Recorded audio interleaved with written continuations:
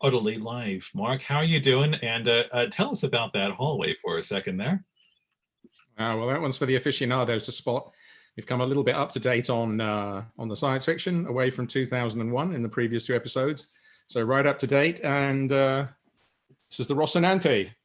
So this is the ship of the Expanse, of our intrepid heroes, who of course have stolen this from the Martians. It's a Martian warship, and yeah, don't want to give away too much for people who haven't seen The Expanse, but anybody who does has seen it should, yeah, they'll recognize these hallways. A lot of action takes place in there with some of our friends, Dominique Tipper, so Naomi Nagata, who I name checked in the last episode, and also Cass Anvar and Wes Chatham, and Stephen, whose name you're going to help me with all of a sudden. Quickly do it. Thank you. Yeah. Lead character in The Expanse. There you go. It's one of those live moments. Yes. Yes, indeed. Well, it's kind of fitting that you mentioned Dominique Tipper, of course, because she was at our most recent Space Rocks London event, and joined by our two guests today. And I can see that people are joining us and seeing us live, which is wonderful. And thank you so much to everyone who is checking us out and what we're up to. And I guess one of the wonderful things about what we're doing today, though, is inviting two wonderful musicians along. And, Anna and Vincent, I think, went way above and beyond, I think, what everyone expected at Space Rocks London, because, of course, they didn't just bring the music, they brought something completely unique. And, of course, give us a bit of the background, Mark, for a moment before we bring them in. Tell us about the relationship that ESA has had with the world of music, because of course before Space Rocks existed as a thing, ESA had been doing some pretty phenomenal things, hadn't they? Yeah, there's been long-term relationship with, particularly between some of the astronauts and musicians, astronauts who go into space, and this is a tradition that dates back many years to the space shuttle and before, but happens today on the space station, is that astronauts will have a playlist. They will have music that they want to listen to each day, and that brings up the opportunity then to bring musicians in, to have a chat with them, maybe to share something on social media in the current context, just to say, somebody's up there today and they're playing my music in space. And one of the key astronauts in the sort of the history of Space Rocks in particular in that was Tim Peake. Other astronauts we'd worked with, musicians before, but Tim Peake had a whole curated playlist over a whole year. And it went actually under the hashtag Space Rocks. And this was before you and I met, and this was actually independent of you coming up with Space Rocks as it is today, the name, but it just seemed to work together. So Tim was up there, and various musicians were asked whether they would actually record special bits of music, messages for him. And Carl Walker, who works for us at ESA, he was responsible for that campaign, and he has a lot of connections in the music world on the communications side for ESA.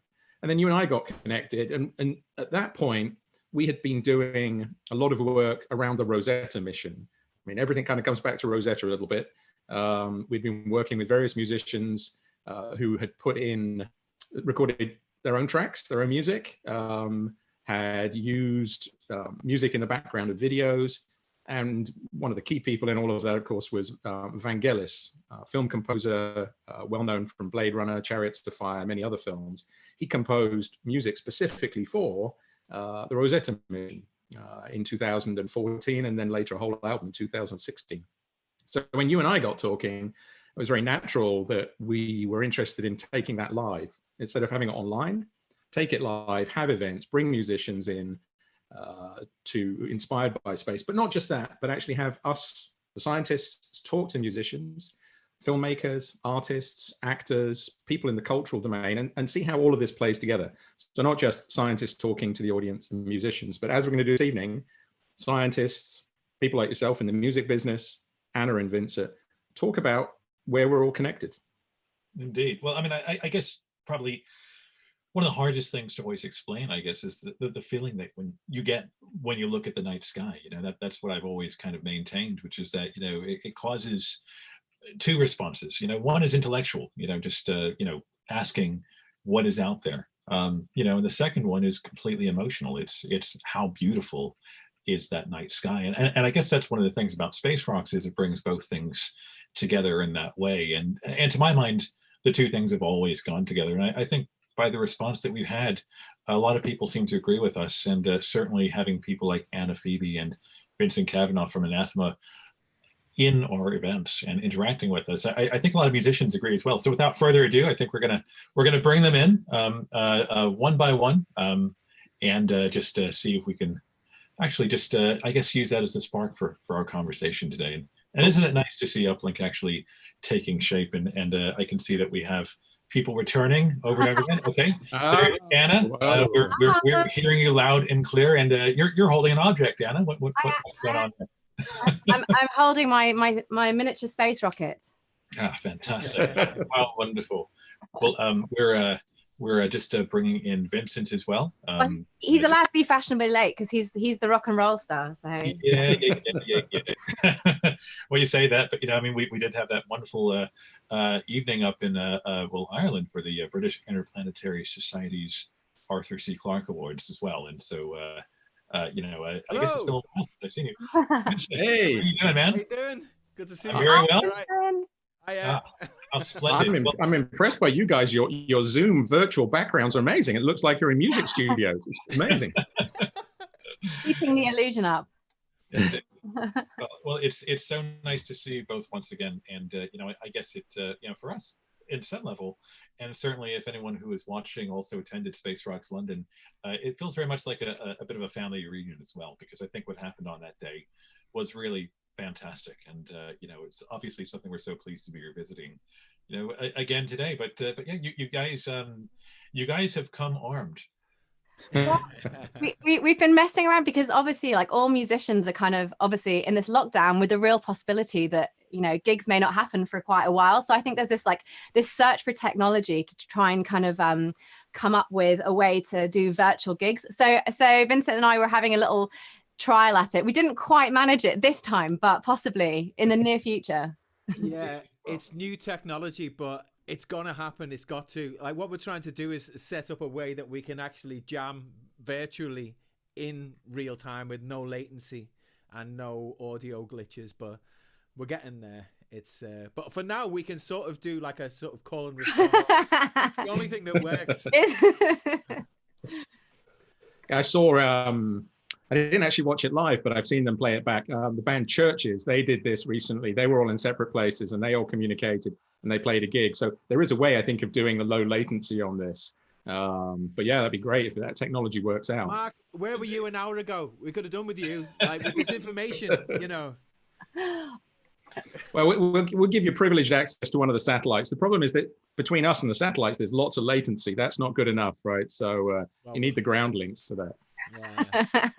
If you can sort us out a satellite, I'd be really happy. Thank you. Yeah. Well, I'm in one after all, right? I mean, I'm in a spaceship.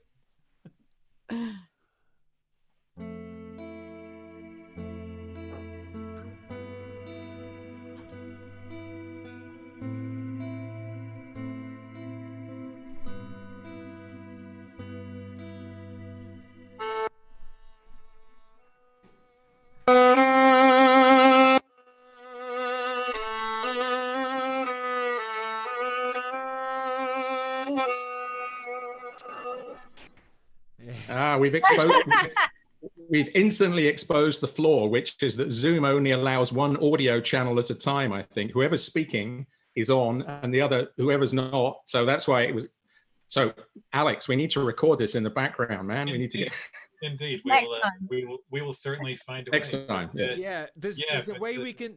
We figured out a way we can do it on Logic, or what we use our operating system Logic is we can use this plugin called Audio Movers Listen To, where basically we can jam with each other, but we can't also include Zoom on that because Zoom has got this function where it cuts out other people's microphones. Yeah. So yeah. It's all right for audio, but video as well as audio is a bit of a problem at the minute, but we'll get there somehow.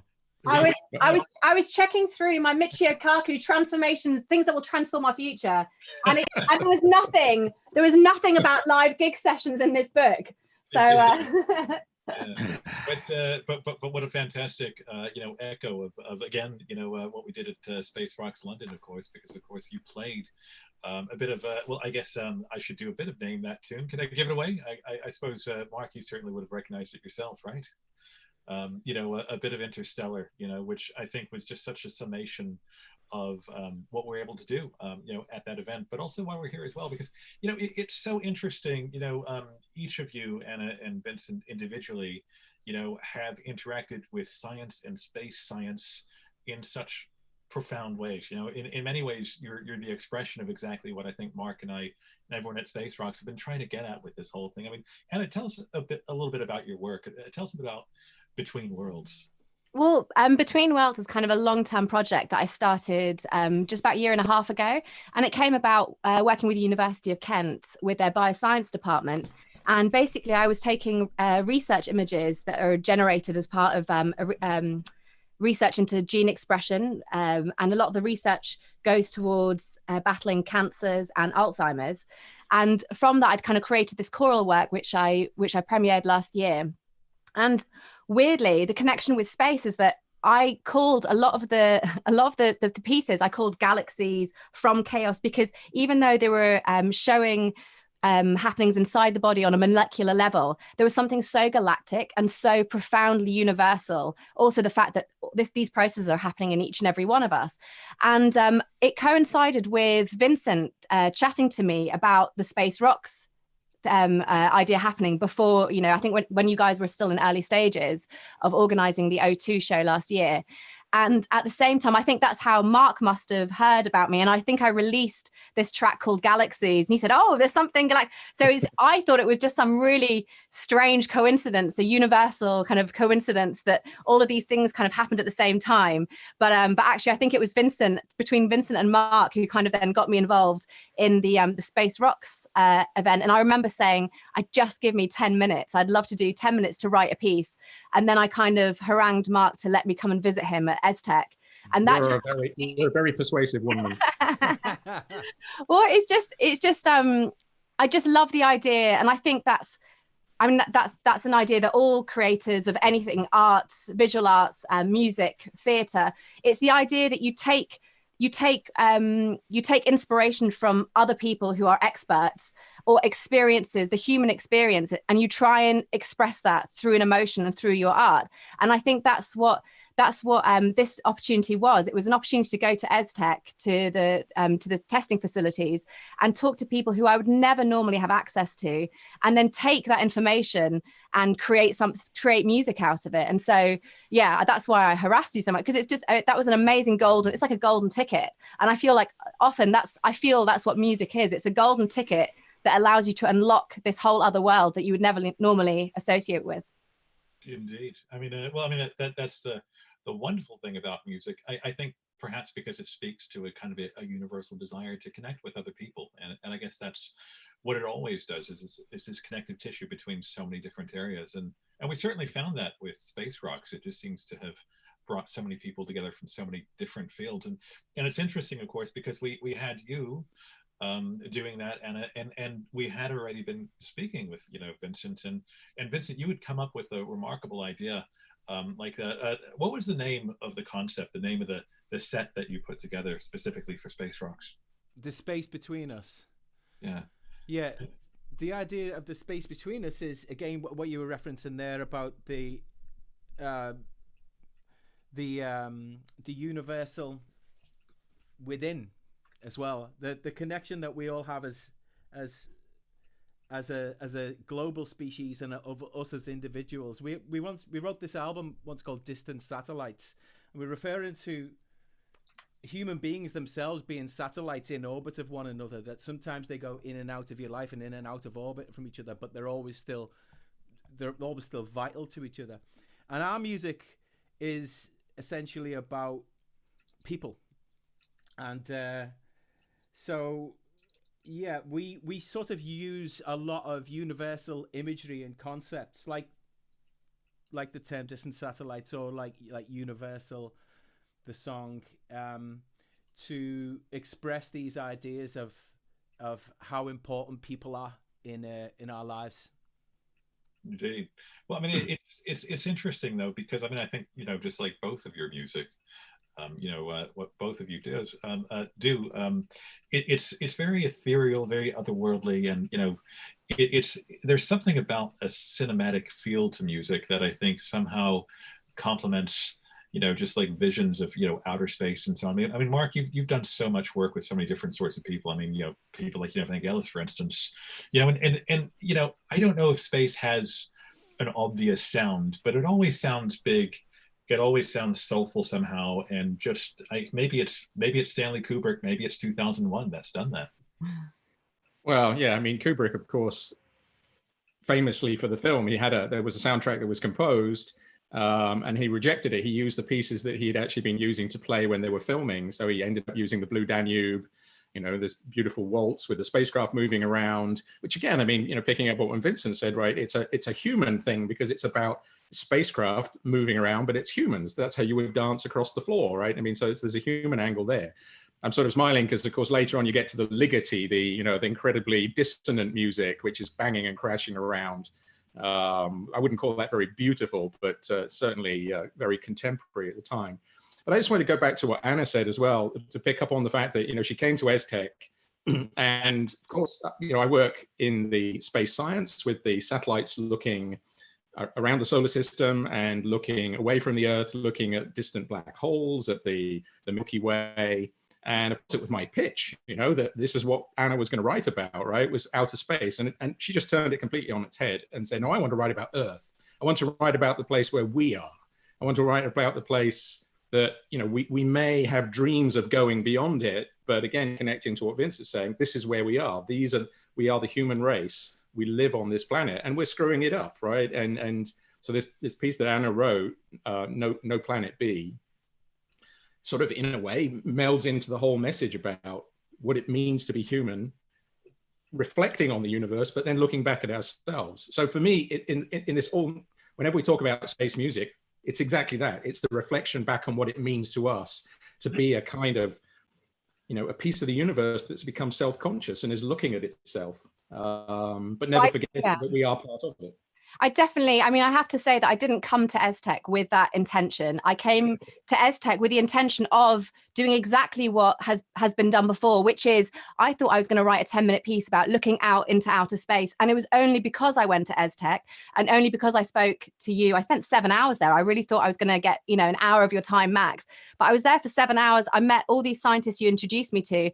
In the antenna room, there was someone who was testing a satellite that can measure molecules of water in formations of ice, which then helps predict flooding and for agricultural use, and obviously, and then that long chat that we had, and I think that just gave me a complete 360 turn.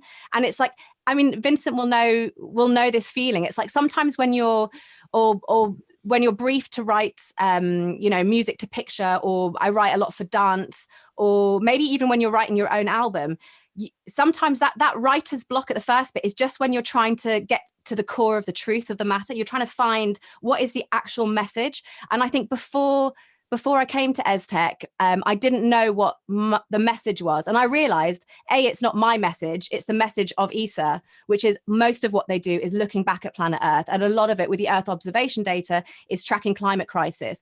And as soon as I'd had that chat with you and the other scientists, something just clicked. And I was like, oh, this is so obvious. Okay, now I know what I'm writing. I know what the message is. And the message is about how space technology helps us understand us. And for myself also, selfishly, it kind of then linked in with the bioscience that I'd be doing, because the bioscience is you're sitting up here and you're looking within the body, you're looking at the process inside your body at a molecular level. And this is about space technology, not looking out, it's looking back in at planet Earth. And so I was like, oh, this really, I love that tingle when something makes sense and it gives you the structure and the formation. But that was definitely only because I went and visited ESTEC. Otherwise, I would have written about the stars and outer space. And can I just pause really quickly? We've used a word a few times that I'm not sure everybody who is watching us right now will know, which is what ESTEC actually is. Now, I usually say it's where they torture spacecraft, Mark, but obviously then that. Tell us a little bit about ESTEC. So the European Space Agency is European, has 22 member states. It's not the same as the European Union. We have some who are some member states of the European Union not in ESA, some members of ESA not in the European Union, but you know, it's most of Europe, and therefore spread throughout various parts of Europe. We have our mission control in Germany, in Darmstadt. We have our science operations in Spain, near Madrid. Earth observation is in Italy, but some of it's here in the Netherlands. But this place where I work, which is, you know, a few kilometers up the road here, ESTEC, is kind of the heart of ESTEC. It's half of the people. It's the big technical center. As you say, it's where the spacecraft come in when they've been built in industry. We bring them in, we put them in a vacuum to simulate outer space. We put them in extremely cold temperatures. We shake the heck out of them as if we're putting them on launchers. All of the things they have to go through before they then end up going to, in most cases, to French Guiana, to our launch site at Kourou. But it's a bit more than that, because it's a melting pot of those 22 countries. It's a melting pot of people and cultures. It's a melting pot of space science, Earth observation, and all of the administrative stuff. You know, we have a big budget. We spend lots of money in industry. So of course we have accountants and lawyers and all those kind of people as well. And there's nothing better than walking through the corridors of ESTEC, hearing all the different languages and the different people. You see the cultural differences as well. I'm an astronomer, so I get up late and I stay at work late, and I go to lunch just before it closes. And at 2 o'clock, it's all Italians, right? There's nobody else. If you want to meet the Dutch at lunch, you have to go at 11:30, I reckon. I don't think I've ever seen a Dutch person at lunch, but just completely different. So some cultural things hold. But in general, it is that place where all of these people come together, and we can do things by working together. I know it sounds very po-faced, you know, by working together, we can do more than working apart, but that is a message which is important, right? We can achieve things as humans working across these boundaries and recognizing we can work with musicians. They can bring a different insight to us than science can bring. Writers can bring in something else, filmmakers, you know, that idea that we can communicate using words, using music, using our eyes. I think that's really fundamental. And so, you know, not separating out science is here and art is there and they don't cross. It's exactly the opposite. We're all human beings. We all have the same basic emotions. Yeah. You know, okay, as if I'm watching, we'll talk about this next week maybe, but I'm watching, rewatching Heroes, TV series from about 15 years ago. And of course, you know, there are some psychopaths in the world who don't have any emotions at all. But maybe if we get political later on, we'll go there. But indeed, yeah, we'll park that thought there for a second. But you're not wrong though, Mark. I mean, I think that one of the things that we've been able to do is I think resonate with people at an emotional level as well as an intellectual one. And I think so much, Vincent, what you were able to do with the space between us as a set was bring all of those worlds together, of course, because I guess very much like Anna, you worked with Kristina Pulejkova, right, to create like a unique artwork to play along to. So it was almost like you're playing along to a movie, very much like Anna. I mean, can you tell us a little bit about more of that process and what you did there? Kristina is a really great video artist from Macedonia who lives in London. Is a good friend of mine, and she's actually been working with some of ESA's stuff before. So she'd had some applications and some things to work with ESA in the past. So this came along and she jumped at the chance. So Mark and the rest of ESA kindly gave her the ESA's video archives so that she could create a bespoke visual show based around the concept of the space between us, and using the video footage from ESA to highlight the work that they do and to highlight the people involved, and to do it in a way that also made sense with the music and made sense with the occasion.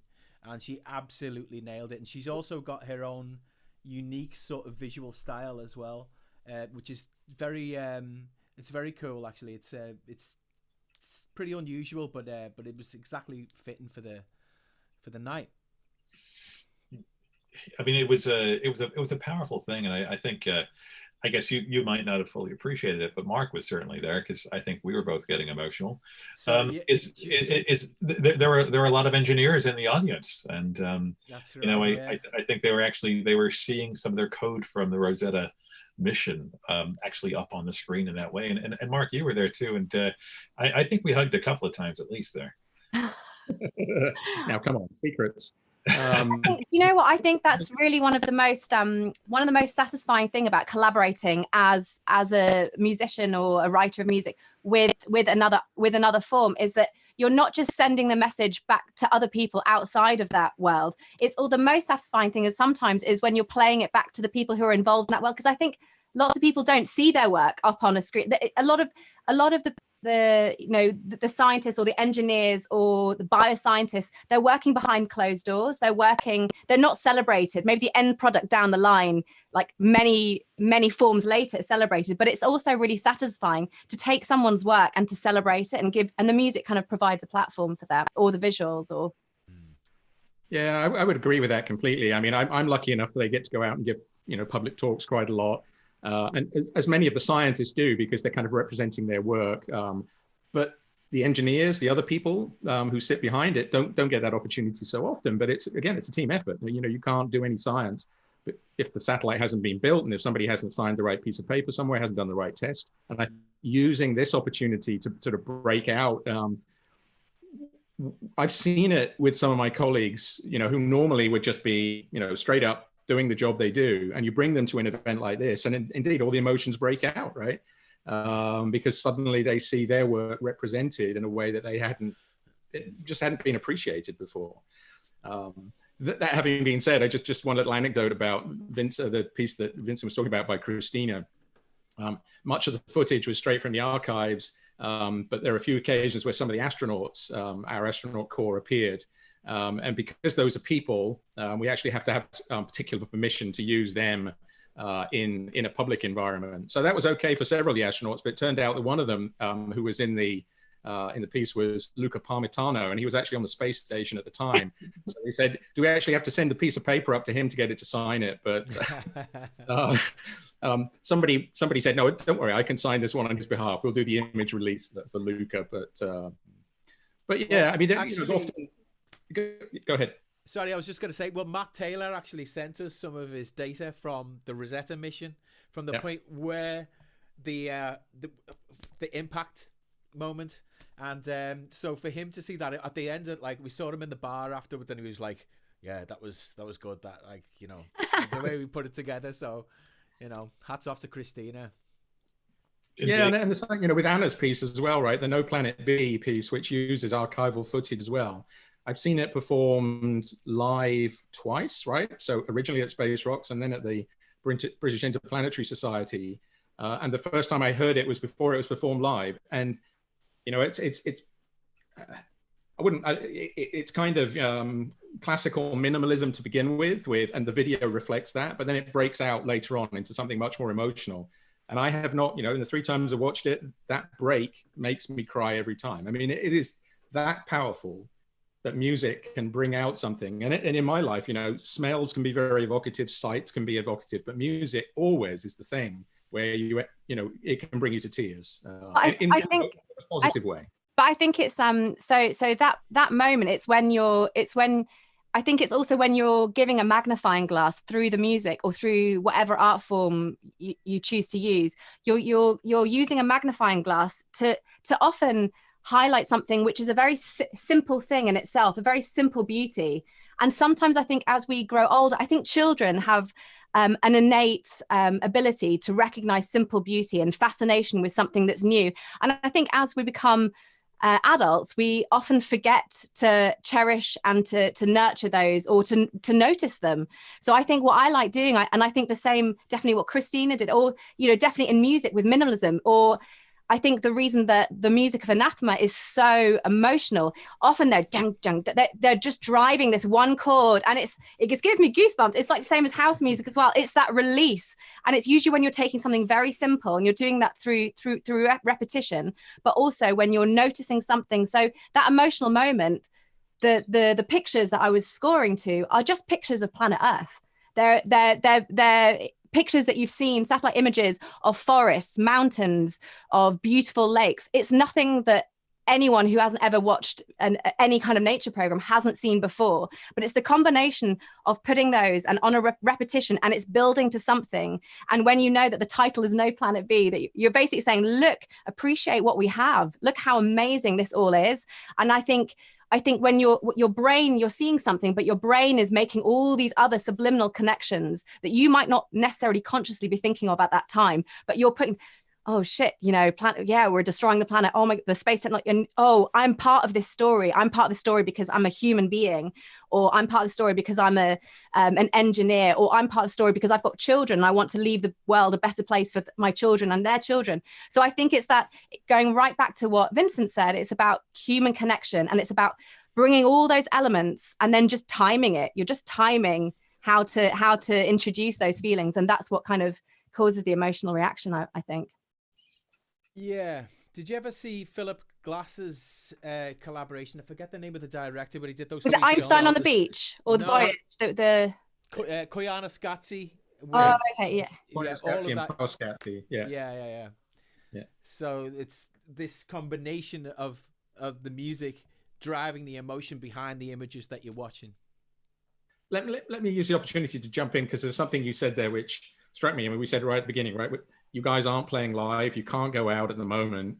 And it's something which is, you know, really important to me is live gigs. But, and it's for the reason that the emotion can be there for you as an individual. I mean, I can listen to a record. I can, you know, I can do it right here, you know, with the right environment. But then there's the additionality of that, which is that at certain moments in live gigs, the whole audience gets it at once. Yeah. I mean, I've seen it, you know, it doesn't necessarily happen every gig, and it never lasts more than 20, 30 seconds, right?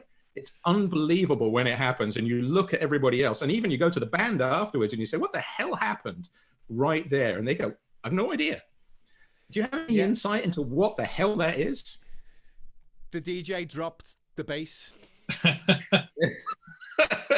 Well, I mean, there can be moments where it's a very specific musical thing, but you know, sometimes it's just the band, they hit a groove, everybody in the audience is in a rhythm, there's a moment. I mean, it's almost like being around a campfire, right? Mark, and getting into that spiritual thing. True, but Mark, if you try to describe it, it just sounds cheesy. Yeah, maybe. You know what? Maybe you just have to experience it. I think like what you're alluding to, I think is kind of this it is kind of a spiritual thing, and I know that you're, you know, an out and out atheist, so, and actually so am I, like in most senses, apart from, I would say, music is like a religious experience for me. It's my version of it, and I think, and this is not, that's also a universal thread that's gone back, you know, back way, you know, Pythagoras, celestial spheres, music of the spheres, the idea that it's not necessarily a sound that that the planets resonate and create sound. It's just that it's more of a religious feeling, and I think it's kind of, you can kind of see incarnations of that all the way down, and I think I didn't necessarily, I think it's the same as a Buddhist chanting and getting to some, I can't meditate. I have panic attacks if I try and meditate, but I can play long notes. And it was actually John Lord, when I toured with him, John Lord from Deep Purple, it was the first time I ever experienced those moments where everything slides in, and it doesn't have to be at the most loudest part of the music. It can just, and it's like all the wavelengths of everyone. There's probably a physics, like maybe Brian Cox can explain it better than we can. But there's an idea. I think it's something to do with, I'm sure it must be something to do with physics, that there's an idea when the energy waves of the audience, they somehow align with everyone on stage, and you as a person on stage, you're in the moment. It's like that moment when you're in the moment, and you have to be in the moment yourself. You have to have this moment with other people. They have to be in the moment, and the audience have to be in the moment. And when that happens, it's like it's like time. It actually is. It goes back to that space between us. It's like, that's where the magic happens. It's it's unexplainable, probably. Yeah, that was actually quite rubbish, but that was my attempt. But it's magical when it happens. I told you not to go there, and you went there anyway, right? It is. Well, go ahead, Vincent. Sorry. Now, Anna explained that quite well, you know. But I mean, like, listen, if anyone has ever been to a rave, like especially from that rave culture, I missed out. Really, I was too young for that culture. But that culture was exactly what you were talking about. I know you see it with bands now and again. You see it with these moments in concerts. But that was a movement when you would get like 25,000 people all on the same thing, you know, all feeling the same energy. That's unreal. Yeah, I'm the opposite. I'm too old for it. In as much as I'd moved away, I mean, before House and all of that stuff came to the UK, I was actually already living in America. And so when I came back, that whole culture was there, and I just didn't really kind of understand it. And to this day, I watched, you know, Glastonbury or other things where Chemical Brothers turn up, and I just don't get it. So and I had a whole debate with somebody last year when I was watching a replay of Chemical Brothers at Glastonbury or wherever it was. And I, you know, went online saying, look, EDM, it just doesn't work for me. And then I had everybody coming saying, you need to change your attitude. You need to get into it. Come on, it's the best thing since, since sliced bread. And I'm not against it at all. It's not my vibe, I suppose, or maybe I didn't grow up through it. But on the other hand, you know, I go and see Mahler's Eighth Symphony, and that'll do it for me. So I must be that old, right? Well, I mean, yeah, speaking of big, huge symphonic sounds, I mean, so Vincent, why did you choose Hans Zimmer? Why did you choose Interstellar? I mean, I think I might have a few ideas because we talked about this, but why did you choose that one specific passage? Danny actually chose it, and he had his own specific reasons to it, and they were all based around the time that we actually played a gig with Hans Zimmer in 2016 in Tenerife for the original Starmus Festival, which was a tribute to Stephen Hawking. And we met him at the time as well. He was a great guy. Actually, John, our drummer, just got chatting with him, really chatty, dead normal. Oh, it's Hans Zimmer. Yeah. You know, no problem at all. The guy was really, really nice. He was really gracious. I think John was saying something like, you know, so how do you do what you do then? And Hans is like, oh, well, you know, I just don't think about it too much. You just go with the flow, make it up as I go along. And John's like, yeah, I do that too. You know, yeah. So anyway, Danny particularly had the best day of his life that day, and it always stuck with him.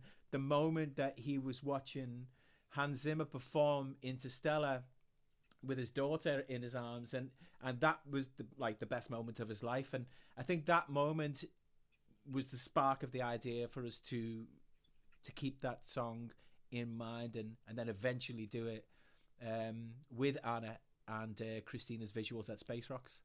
Indeed. Well, I mean, it was an incredibly, you know, special moment, but I think it kind of begs the question. I guess this is the problem when we already know each other, is just that, you know, we skip over the most obvious sorts of questions, which is, you know, I mean, what business do musicians have in the world of space exploration, for instance? I mean, just like, you know, I mean, what is the role of, you know, the arts and music in communicating these, these ideas, you know, because clearly, Vincent, I mean, you're so stimulated. Sorry, I won't tell you what's in the cup, but there you go. My mug is a disappearing one. That's very good. Very good. But when did you individually get turned on to the world of science, of exploration, of science fiction, and all those things? Because, you know, I get the sense that it goes back a ways. Yeah, I think as a child, just I think probably watching movies like 2001 and Alien when I was a kid. They were massive, and that sparked the idea off. As far as musicians and space exploration and all of that, well, we're not scientists. At least I certainly aren't. I'm not. And although I don't know. I think that there might be some parallels there, but it's sort of like something I'd like to ask Mark, perhaps, you know, as an actual scientist, you know, because sometimes, okay, if you look at it like there's a parallel between why you do something. So why you become a musician and you're not driven by money or to entertain people or whatever other reasons that there are to get into music. But if you're driven by the idea that there's a process, an experience that you go through, and the end result isn't necessarily what it's all about. It is about the experience and the process of getting to that point. But once you've reached that point, it's done, and you need to get to the next one. Then it's almost like you open the door into a new room. So it's like completing a song or an album is like, okay, well, there's that.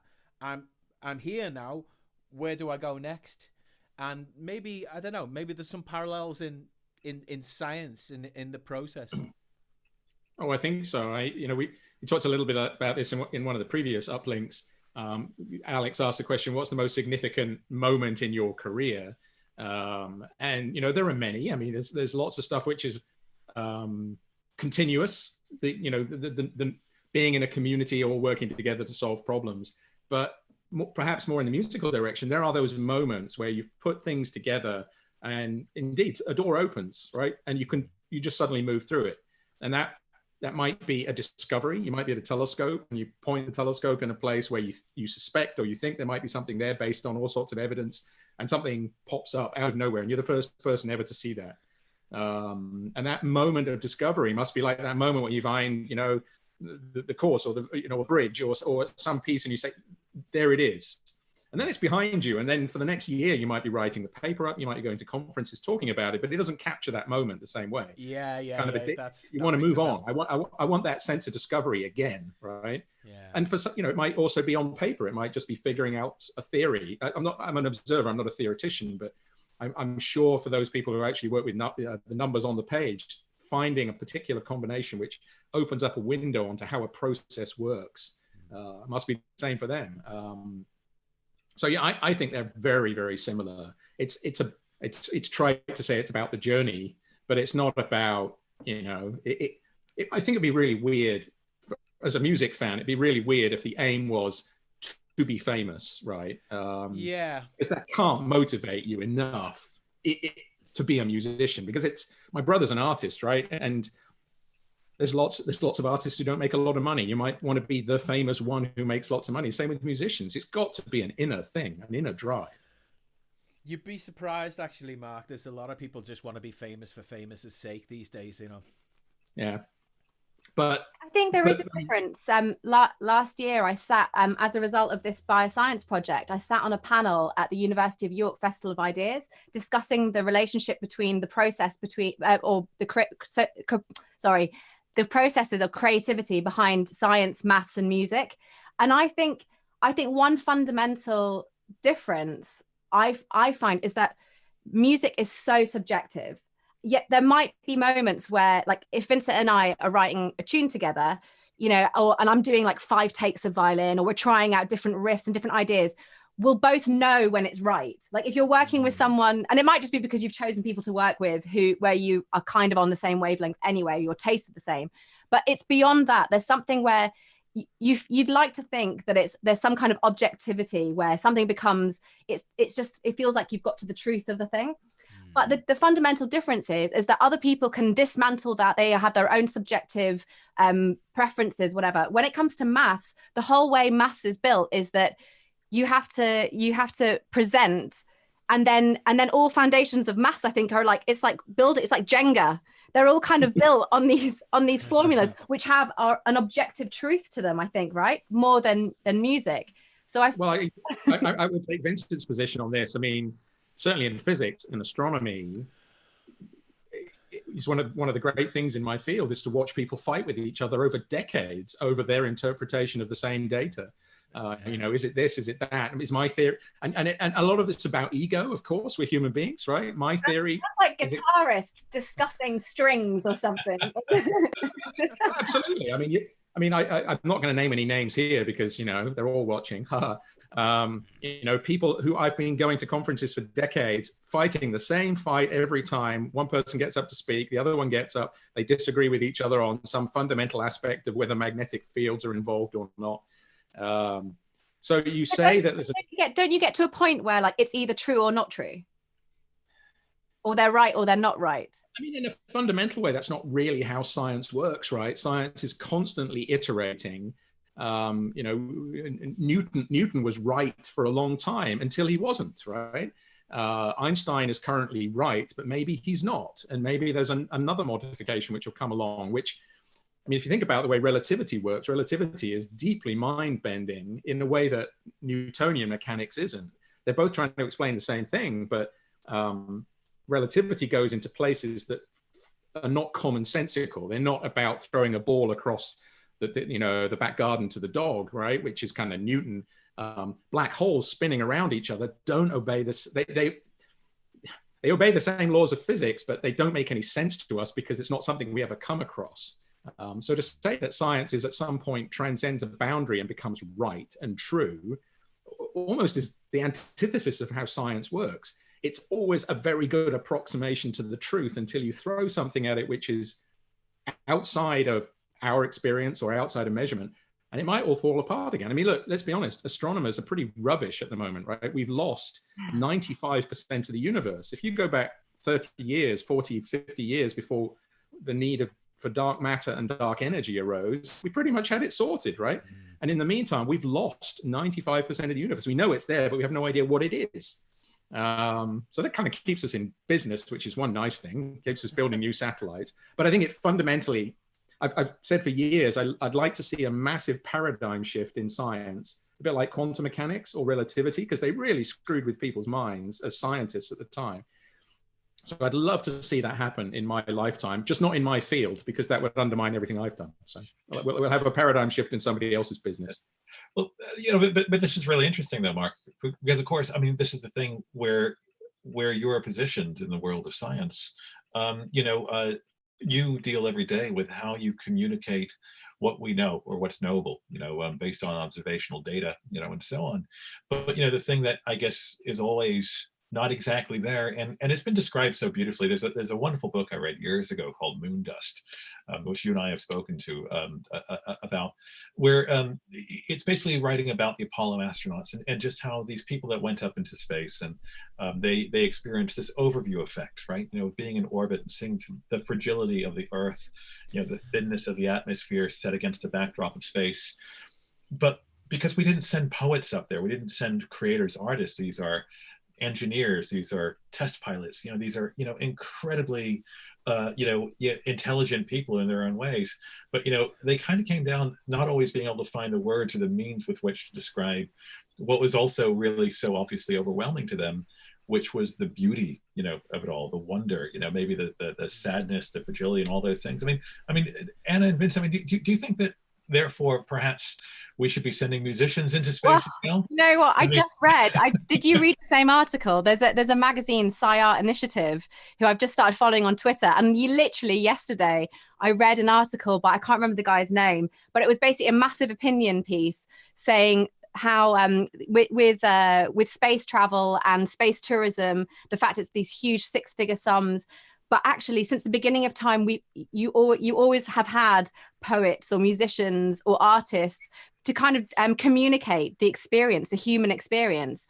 kind of going back to what we first said. And actually the whole piece of this article is arguing that the UN should pay for musicians and artists to go up in space, because most musicians and poets can't afford six-figure sums. There's no point in loads of Elon Musk's going up there. What's he going to do? You know, he can't create a symphony or you know, the killer guitar riff with the emotional, you know, to tell that story. So I wonder if you read the same article, because I'm totally for it. I'd definitely go up there with my little mobile studio and sit and write. I've not seen that article, but I will have to check it out. What about you, Vincent? Would you go out into space? Where do I sign up? Yeah, of course. But on the flip side, there are some astronauts who have come back and I think spoke beautifully and very poetically, like Jim Lovell, who came back and spoke about the idea. I think he was one of the Apollo astronauts, and he said, stood there on the moon, he basically he just sort of put his thumb above, covering the Earth. So like everything is behind my thumb. It's all so fragile. It's just so. Yeah. We're going to expose our lack of knowledge here, because I can't remember who it wasn't Jim, because Jim, of course, was on Apollo 13, right? So he didn't actually get to stand on the moon. Was it Jim? I don't know. I don't know.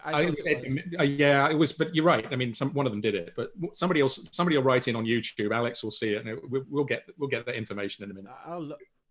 Okay. Yeah. Apollo astronaut Jim Lovell's mind-blowing realization that he could cover the Earth with his thumb. There he is. But he wasn't on the surface of the moon then, right? He must have been out He must have been out there, yeah. Maybe he wasn't on the surface. Yeah. And it's obviously, it's not to generalize or perhaps insult any astronauts who might be watching today, you know, by any. I thought the whole Space Rocks thing came from Tim Peake, you know, and that's connecting with the hashtag Tim Peake. Wasn't that what he was listening to? And so music still played a role as part of you have to go back. You have to go back and listen to what Tim was listening to. So. Oh, was it not good? No. I'll get myself in big trouble now. And I believe we actually have a Danny Kavanagh on our YouTube who's saying that he'll gladly go up with you both into space. So Mark, if you could have a word, Mark, that would be great. That would be fantastic. I wonder if you'd have like I wonder if you'd have to have like separate booths for the astronauts who would just get really. I mean, because the thing is, we're used to touring. I guess actually astronauts and musicians being in confined spaces with people, but I don't know. I don't know if musicians could hack the pace. Even being on a tour bus for X number of months is probably not the same as being in a space shuttle. It's a whole new level of etiquette that we've got to observe, isn't it, Anna? Yeah. Like it's all right being on a tour bus. You can get away with a lot. Yeah. You can get away. Yeah. Well, I mean, I think this is an obvious subject for an upcoming Uplink. The compare and contrast 6 months on the space station with 6 months of touring, and see who did better out of it all. Maybe we need to put it out there and say, are there any astronaut/musician couples? And if so, like where are the tensions and where are the benefents?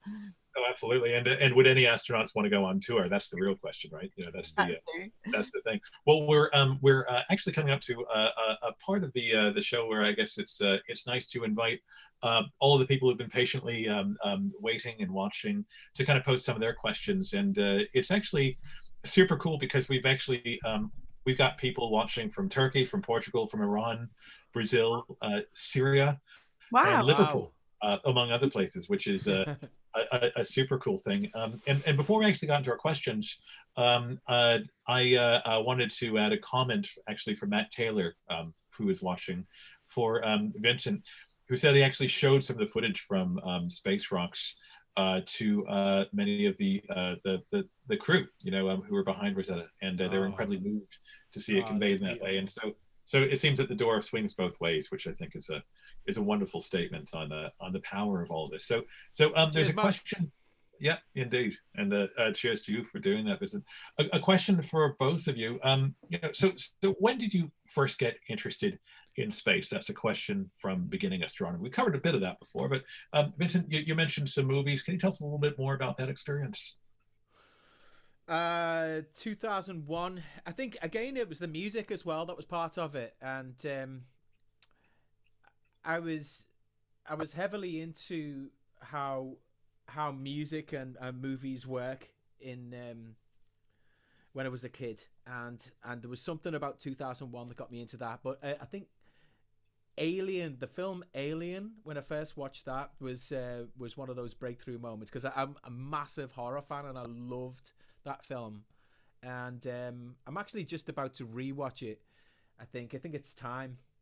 But I was thinking of maybe doing the whole chronology. Like, I mean, there's probably a couple that aren't so good in there, but like starting from Prometheus and then the new one, and then I think it goes back to the first Alien and goes forward from there. So you're actually following the timeline of events. I wouldn't mind doing that. So yeah, I quite like horror as well. So.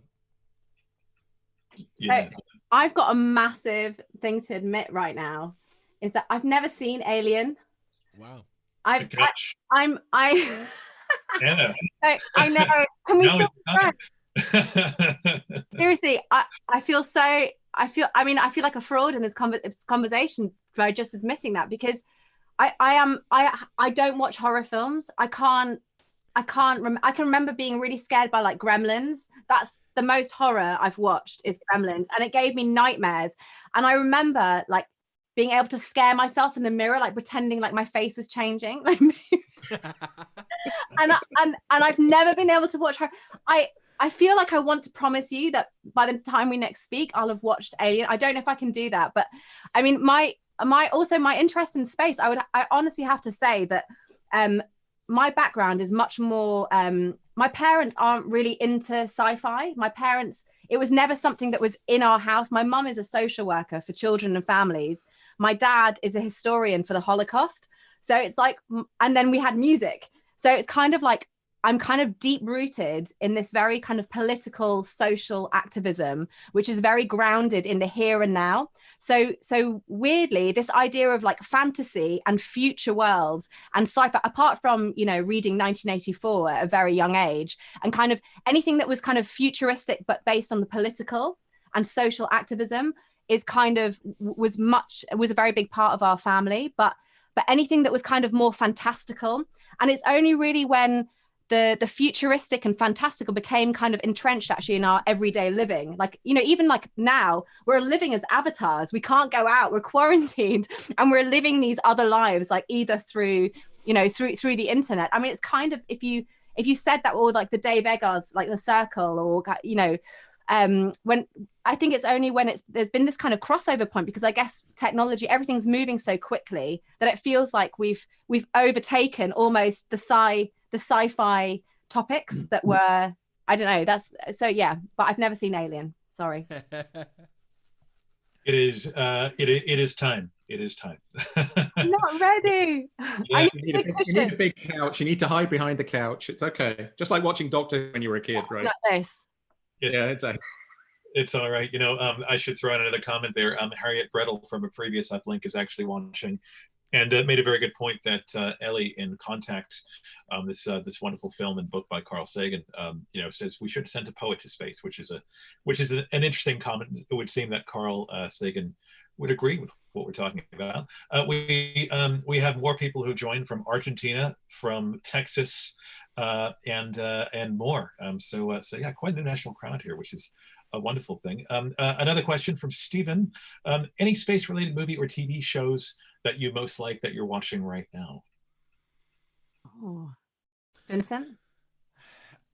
I'm not actually watching any space stuff right now, but I am playing. I've got a game, like a video game. I'm playing Alien Isolation, which is yeah, just on brand right now, and it's pretty good actually. Yeah, I'm getting into it. I got a fright the other day though, because I was basically going down this tunnel, and I've got a flamethrower. I'm going down there, and then I heard this noise go, like a squeak behind me, and I turned around, and then a face hugger got me right in the face. And I had to jump back. Why would you do this to yourself? It was dark. Why? I had headphones on. It's part of the. Hey, Anna, watch the film. It's not scary. It's a sci-fi movie. It's not Listen, scary. that moment in Jurassic, I thought of another scary moment apart from the gremlins, like when it does this, like Jurassic Park. That stuck with me. I had nightmares for months when that cute little dinosaur suddenly gets wings and isn't cute. That's Jurassic Park. I can't handle it. Honestly, I'm not the right person. So for me, the answer at the moment, of course, is trying to catch up on this season 4, finally, of The Expanse.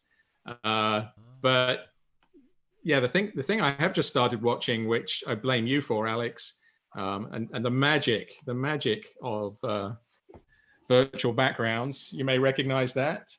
That's the research facility in Tales from the Loop, which I've just watched the first episode of so far. And that is absolutely beautiful, I have to say. I have no idea what the hell's going on. Is it sci-fi? Maybe, but it's actually an incredibly human story.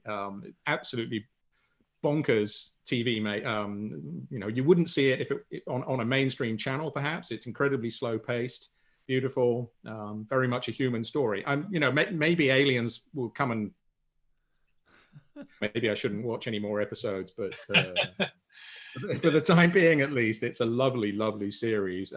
What's it on? Amazon Prime, I think. Yeah, it's worth checking out. And yeah, as for myself, actually, I'm just going to throw in there. There's a new series coming up called Devs, done by Alex Garland. And any fan of really great, you know, science fiction, I think it's probably going to be worth watching, because he was, of course, behind Ex Machina and Annihilation, just I think 2 of the most interesting and stimulating science fiction films to come out in some time. So we actually have some people, some interesting people have joined the chat. We have people from Sri Lanka, and also Isa Spice as well, which has something to do with planetary trajectories. Not actually, there isn't, it's not actual spice as I take it. It's not Doom related, Mark, I believe. No. Easter Spice. I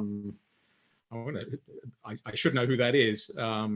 It's not Dave Hynes, it's the other Spice Girl. Yeah, it's the sci-fi Spice Girl. Sci-fi Spice, Geek Spice. As you say, it's software we use for our spacecraft, trajectory software, I think. So very good. Is there a question there? No. Just a comment. We have a few more questions coming in for both Vincent and for Anna. If you're able to go to one planet, which one would it be? From Carolina. Oh, one planet. Can this be in a fantastical world that it's okay? You'd have a kind of body armor that you'd survive any planet. We're going to assume that we're going to send you there with the I guess with the correct attire, the things that you need. I want full PPE when I'm I would choose Mars. I don't know, is that an interesting I know Mark, I feel like where would you send us? I'll put it back in your court. Where would I send you? Which planet most suits myself and Vincent?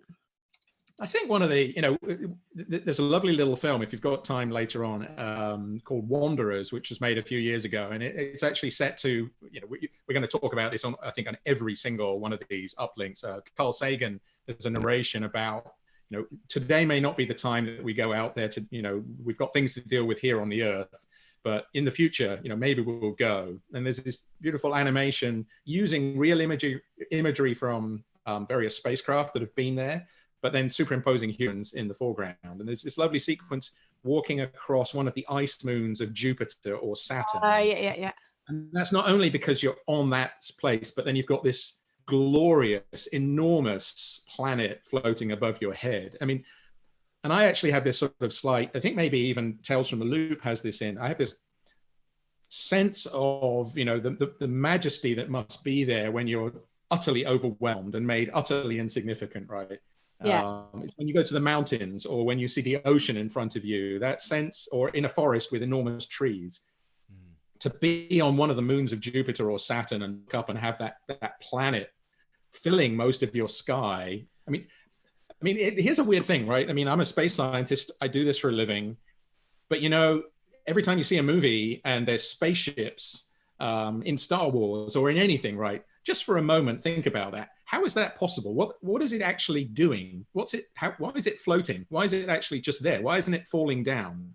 I mean, we know the answer to this, but as human beings, that's utterly bizarre, right? That a planet can just sit there in nothing. Yeah.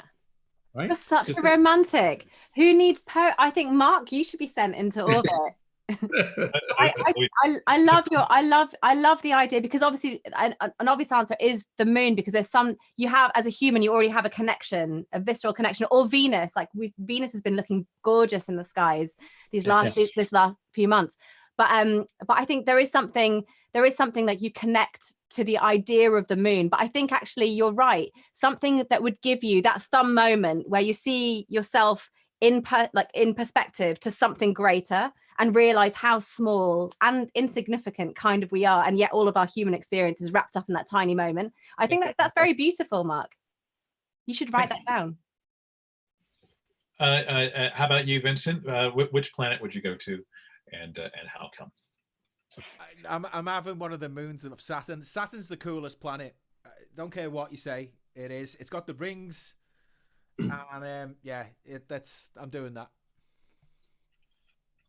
It is utterly stunning. We've got a really great question from Beginning Astronomy, which is it's interesting, but I suppose it kind of speaks to a lot of what we're talking about the role of music to communicate science. What GCSEs or O levels did you do? What were you like as students growing up? Do you want to go? I did. I didn't take anything scientific. I did geology, bizarrely enough, and I did. I was more drawn towards the arts and that kind of thing, and I was. Yeah, I guess that was it, really. Yeah. So were you turned on to science as a kid? I mean, or was this something that just kind of came later? Because of course you've done so much to interact. I mean, you're in the same room as Stephen Hawking of all things. Yeah, that's true. But I don't know.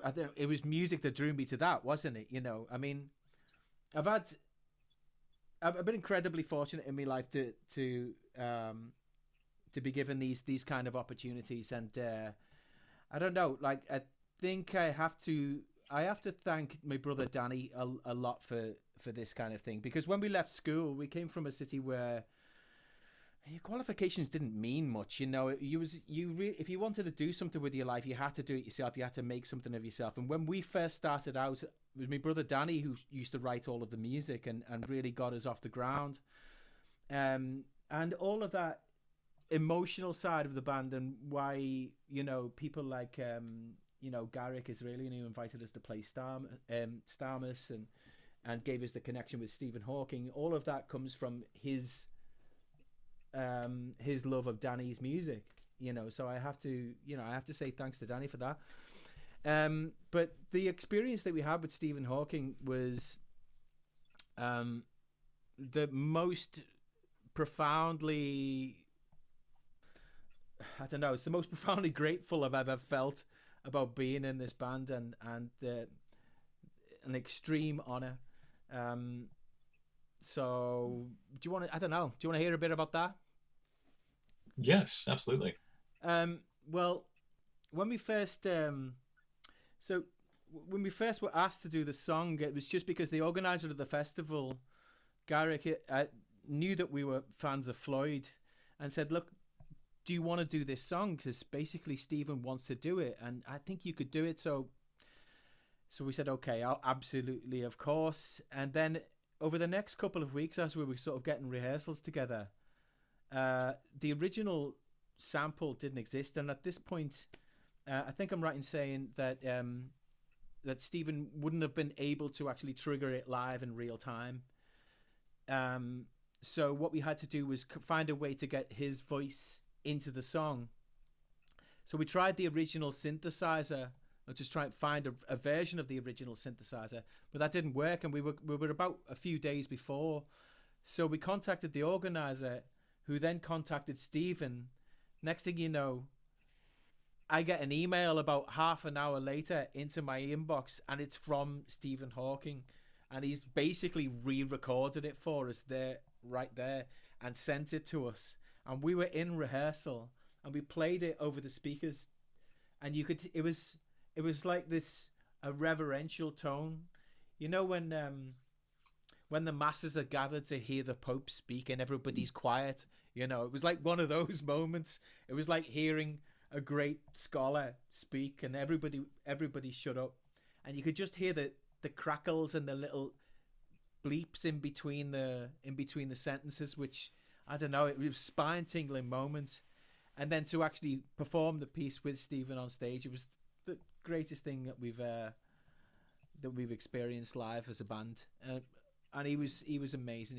He had a real spark about him, and he had this air about him that when he came into a room, it was like being in the presence of somebody extraordinarily, I know, like a holy man almost. And it's bizarre because he was, one of the great scientists, but like it really felt like that. Anytime he entered a room, people would just go, ooh, and it was, he just had this aura surrounding him.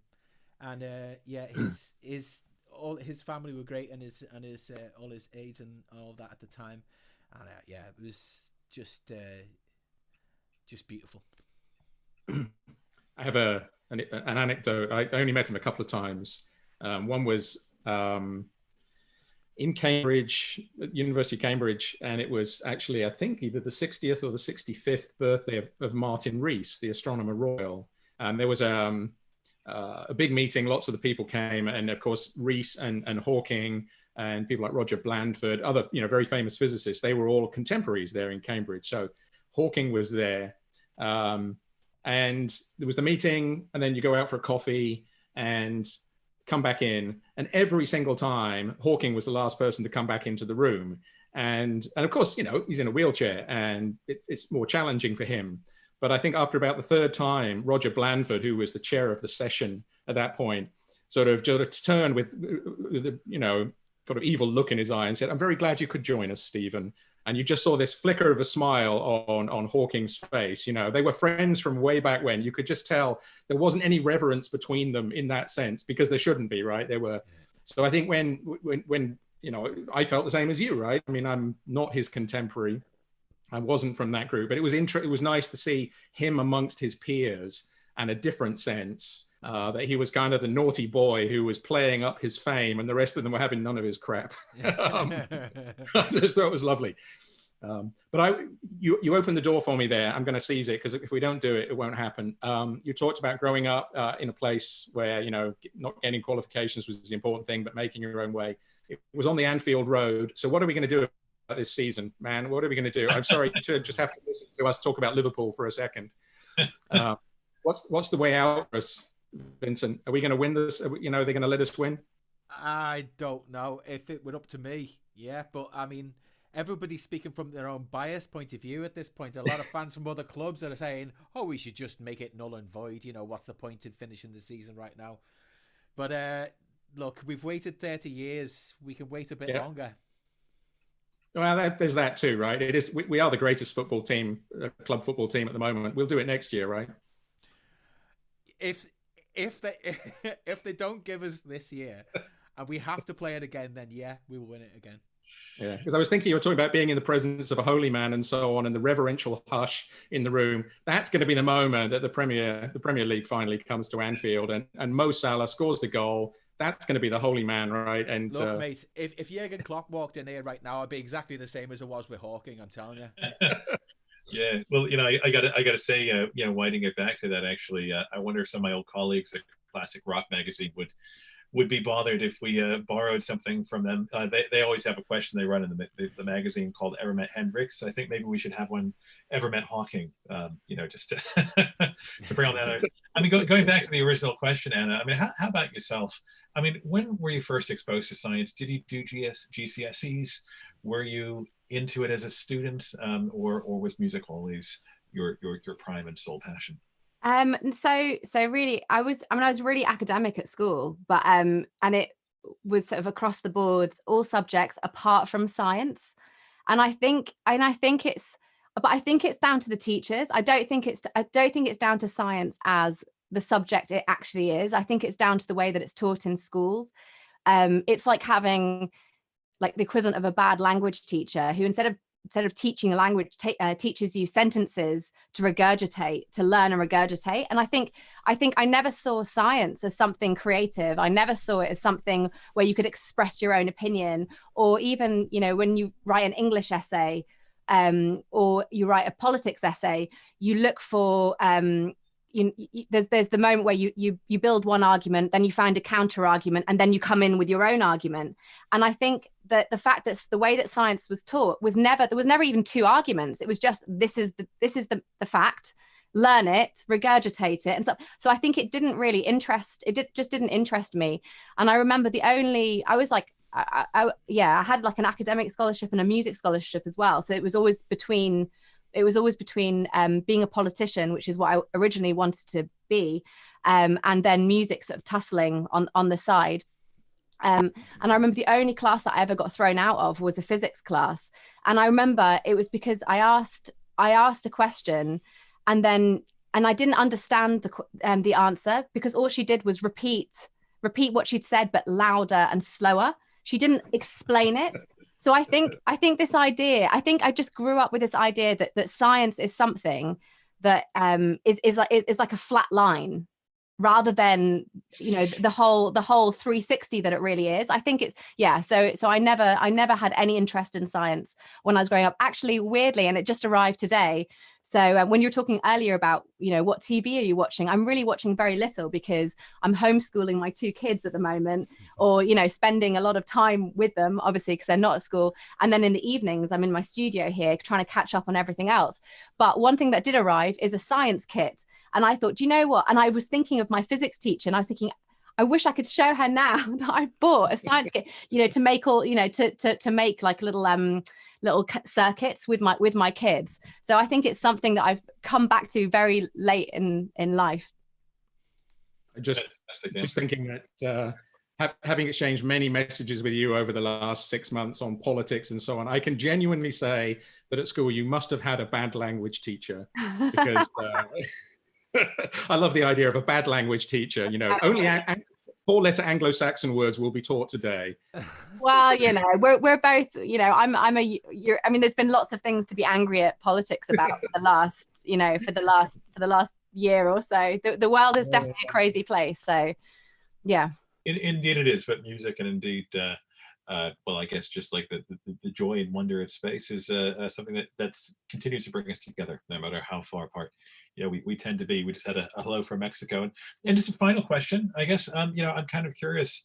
You know, in these strange times, I mean, are Vincent, you, or Anna, are you finding this a creative time? Are you working on new ways to collaborate at home? Because of course, arts have such a way of driving technology, you know, out of necessity, you know, because it is one of the most naturally collaborative forms of expression is of course music, right? I mean, are you pushing the envelope of Zoom, and are you working on stuff at home now? Yeah, like I was saying earlier, that Zoom's great for this kind of thing, but it's kind of getting in the way of the live jam thing. So I'm gonna try and work on that, and I'll be in touch with Anna over the next sort of few days if I figure out exactly how it's gonna work. But I've got a number of musicians who've got similar setups at home, and really good friends all over the world, really, who you can just do a live jam with. My neighbor here he's from New Zealand, and he writes music with his friend in New Zealand, and they both got studios, and they're trying to and it sort of works, but not with Zoom at the same time. So if you wanted to live stream it, I guess you could do it through a different platform. You know, you could do it with Twitch or something like that, but maybe not Zoom. But I think there's definitely a possibility to play a live show in real time with low latency. So I think how it would work, Anna, for example, and I don't know, off the top of my head, we wouldn't both be able to be playing beats or that kind of thing. We'd, like, one of us could start something and the other one could play over the top, but even there would be some latency. I'm not really sure how much, but I'm just, you know, we'll see how it goes. We will have to find a way. How about yourself, Anna? What are you working on at home these days? Well, I think that in some ways, I think collaborations are totally gone up, because the number of like sessions that I've done for composers or people who I've never worked with before, and it's like the emails always start with, "We're living in really crazy times. I don't suppose you would consider doing this." And it's I think people are reaching out to people who they would never normally connect with. So I think that's and maybe that's because we need connection more than ever at the moment.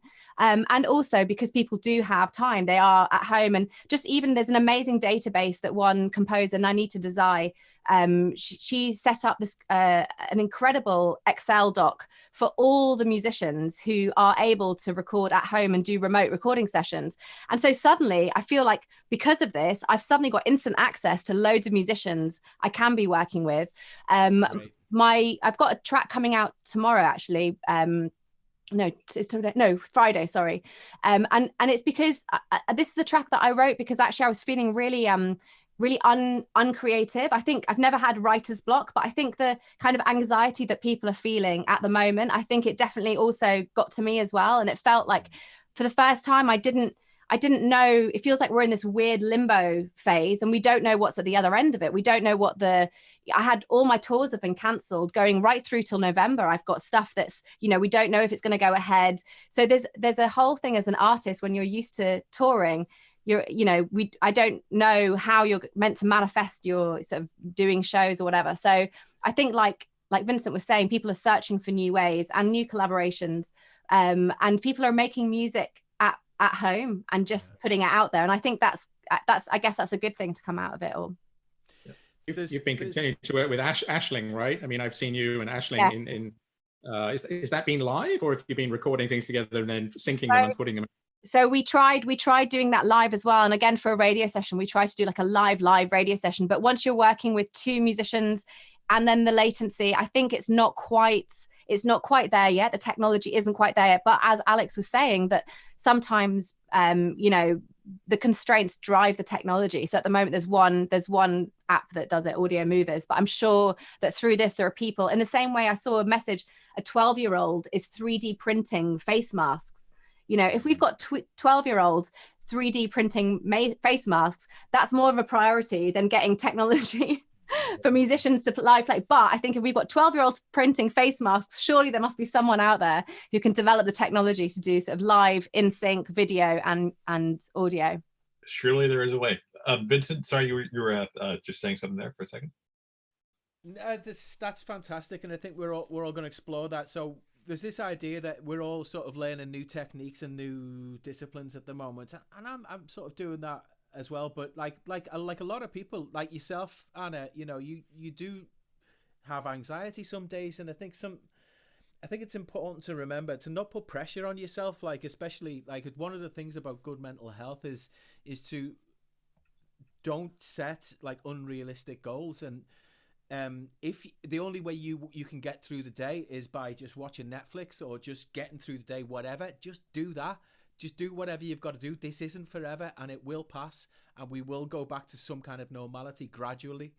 So I think that's important to stress, you know, because we're not all able to be, you know, super creative all the time or whatever, you know. I think that's true for all of us. It's a brilliant message. You know, I think even in the science community, there's lots of people on social media, you know, exactly that message, right? Just because you're at home doesn't mean to say you have, quotes, free time. It might not be creative time.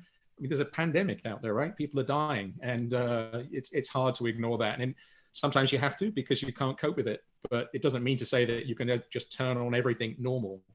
I think that's a really important message. Indeed. And, you know, for our very first Uplink, you know, to be a bit self-referential, if you'll permit me for a second, we were joined by Beth Healy, of course, you know, who spent a year in Antarctica, you know, at Concordia Station. And she had a lot of really interesting advice. You know, a lot of her experiences, I think, were ones that I think many of us felt that we could relate with, you know, fatigue and all sorts of other phenomena. So very worth checking out if you're on our YouTube channel. Definitely flip back there. But for now, I have to say, Vincent and Anna, it's been an absolute pleasure to see you both once again, you know, to join us for Uplink. And we'll stay in touch. And certainly it was wonderful to hear a bit of your wonderful music as well. So thank you so much for your time. Thank you for having us, Alex. Cheers. Thank you. Thank you both. Thank you, Mark. All right, and thank you to everyone who tuned in. An absolute pleasure. Do subscribe to our YouTube, and we'll be back very soon indeed. You've forgotten the end. Wait. Yeah. Hold on. Mark, you're right. I apologize. Go ahead. Okay. Space, rocks. Okay, so we all have to do that, right? We get the final capture there. This is the Vulcan salute for space and rocks. Come on, you two, you can do it. Oh, look at that. Yeah. Perfect. Very good. Right. Very good. Okay. Actually. Splendid. Okay. We'll see you guys. Thank you so much again. Bye. Okay. Bye. Bye.